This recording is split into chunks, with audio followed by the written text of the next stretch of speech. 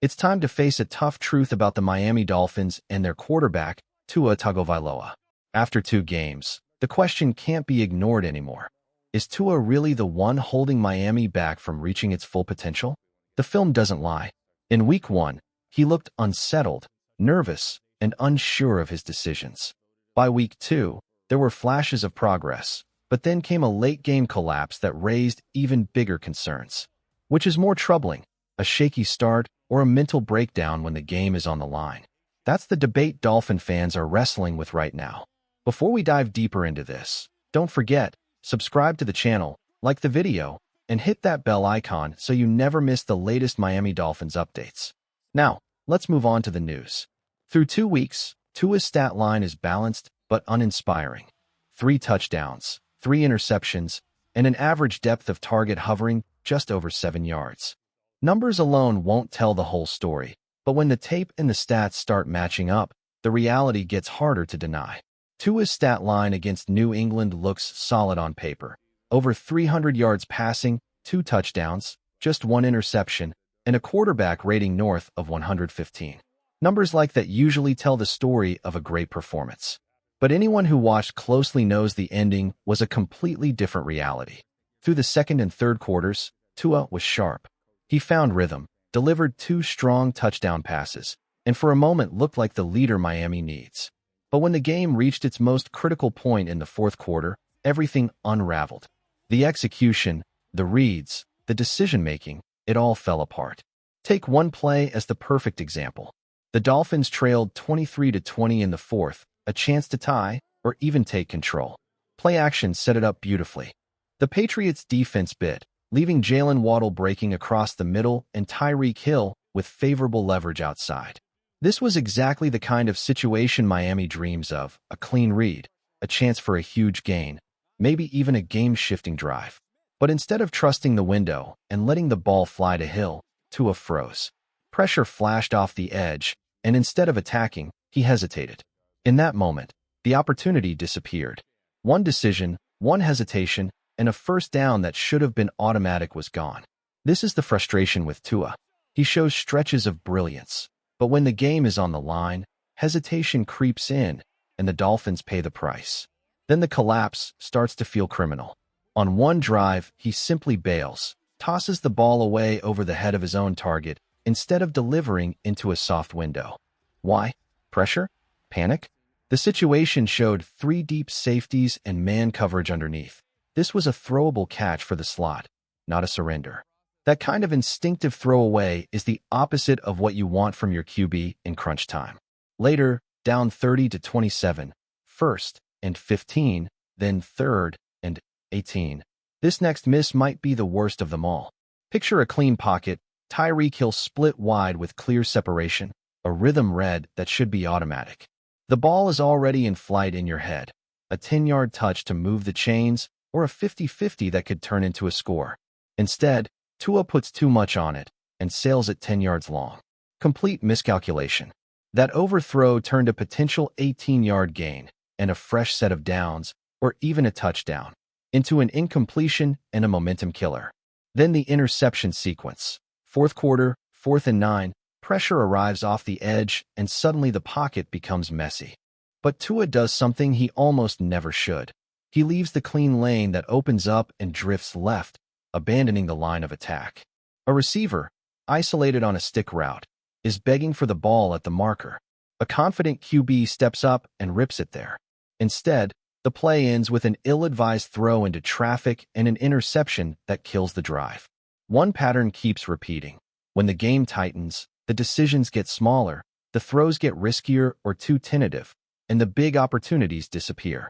Those are the plays that decide seasons, not the pretty throws from quarters 2 and 3, but the ones when everything is on the line. If Miami wants to be elite, they need answers for this late-game collapse, and they need them now. The fourth mistake sealed the pattern. Down by 6, facing 3rd and long, the Dolphins still had a chance to extend the drive. Pressure came off the edge, Tua rolled left, and what followed was another missed opportunity. With most of the receivers covered deep, a simple outlet presented itself. Tanner Conner slipped free underneath as his defender stepped up to contain Tua's scramble. The throw was there, clean and safe, with plenty of space for a first down. Instead, Tua kept running toward the sideline and stepped out of bounds, turning a makeable situation into 4th and 12. The next play ended in a sack, and the drive was gone. These aren't impossible reads. They're the plays franchise quarterbacks are expected to make, stepping up, improvising, delivering strikes when everything else is breaking down. That's what separates the good from the great. And here's the hard truth. Miami has seen enough evidence to know this isn't just a one-off bad game. The same issues keep showing up: lack of arm strength, hesitation under pressure, and limited mobility in big moments. Those weaknesses have consistently capped this team's ceiling. For years, the Dolphins have defended the idea that Tua could grow into that elite QB1. But the reality is getting harder to ignore. Against top opponents, in playoff atmospheres, and in must-have drives, the offense hasn't been able to finish the job. And if that continues, the Dolphins won't just be held back from contending. They'll be stuck in the same cycle, hoping for growth that may never come. Now, to be fair, not all of Miami's problems fall squarely on Tua's shoulders.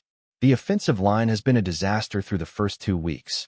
Against New England, the group completely collapsed late, allowing pressure after pressure and forcing rush decisions. The numbers tell the story. Multiple starters surrendered sacks, and the edges in particular were dominated by the Patriots' pass rush. There was, however, one bright spot. Rookie left tackle Patrick Paul has quietly been the most consistent lineman Miami has put on the field this season. In fact, through 2 games, he looks like he might already be the team's most reliable blocker. For a rookie, that's not just promising, it's critical. If the Dolphins truly have found their long-term answer at left tackle, that's a cornerstone piece to build around. The concern comes from the other side. Jonah Savia, a highly drafted rookie, has looked overwhelmed in his early reps. He was brought in to be a plug-and-play solution, but so far, his struggles have stood out in the worst way. It's still early. No one's writing him off, but Miami can't afford to have both quarterback questions and offensive line instability dragging this offense down. And that's where the conversation circles back to Tua. The protection isn't perfect, far from it, but franchise quarterbacks are judged by how they respond when things break down. Miami has invested heavily in him, with this season marking the start of a new contract extension. Which leads us to the big question: what does this mean for the Dolphins going forward? And what are the real options if Tua can't elevate the team when it matters most? Let's talk money and reality, because contracts shape choices.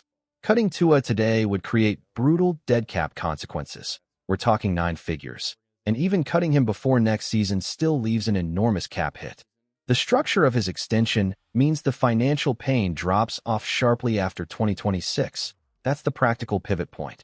Put plainly, the numbers make it extremely unlikely Miami walks away from Tua this year. Barring a surprising trade partner willing to absorb heavy cost, the most sensible timeline for parting ways would come after the 2026 season, when the dead cap burden becomes far more manageable and the team can actually gain real cap flexibility. Bottom line, short of a blockbuster trade, Tua is almost certainly on this roster through 2024 and 2025. So if the Dolphins believe they can't reach the next level with Tua under center, their options are limited in the short term.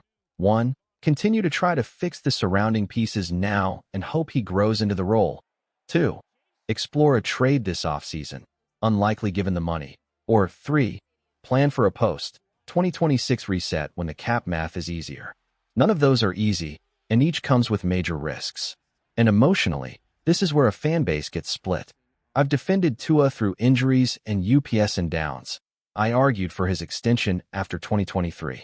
But 6 seasons in, the roller coaster pattern keeps repeating.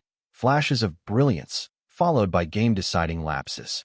If you're honest with yourself, you have to ask whether those swings are something the Dolphins can build a genuine contender around, or whether they've hit a ceiling that a new direction would better address. After 2023, it felt like the Dolphins might finally be climbing toward the top of the AFC. But instead of staying there, the ride has been a sudden drop, and now Miami is staring at tough decisions about the most important position in football. So what's next at quarterback? The current depth chart doesn't hold a long-term answer. Backup options are developmental players at best, not realistic franchise starters. That means if Miami wants to prepare for life beyond Tua, the draft becomes the clearest path forward. Looking ahead, 2026 could be the inflection point. That class projects to have several intriguing prospects. Names like Leonard Sellers, John Mateer, Garrett Nussmeier, and Drew Aller are already drawing attention. Each brings different tools, but the bottom line is simple. If Miami finds itself picking near the top of the draft, passing on a potential franchise quarterback would be hard to justify. And that's the harsh reality of the NFL. If you're drafting in the top 5, it usually means your season fell apart, but it also might be your one chance to grab a quarterback with star potential.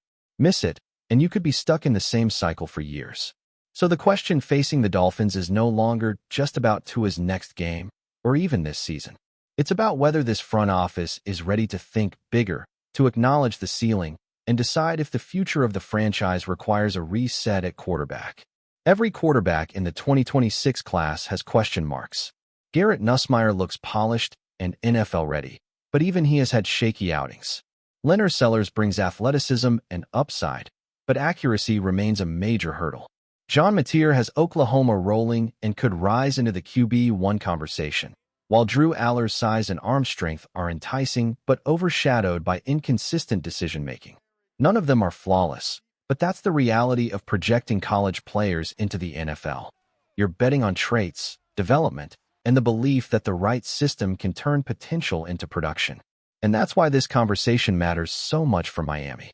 If the Dolphins find themselves drafting in the top 5, they may not get another chance like it. Quarterbacks go early, and often, and passing up the opportunity could leave the team locked in place. Yes, there are elite talents at other positions, players who could help right away. But no position changes the trajectory of a franchise like quarterback. Which brings us back full circle. Tua Tagovailoa is no longer the unquestioned future of the Miami Dolphins. His highs have been thrilling, but the repeated late-game failures and limitations are hard to ignore. The franchise has to start preparing for what comes next. Whether that answer arrives in the 2026 draft, in a bold trade, or with an unexpected breakthrough, one thing is clear. Miami cannot afford to waste the prime of its roster waiting for consistency that may never come.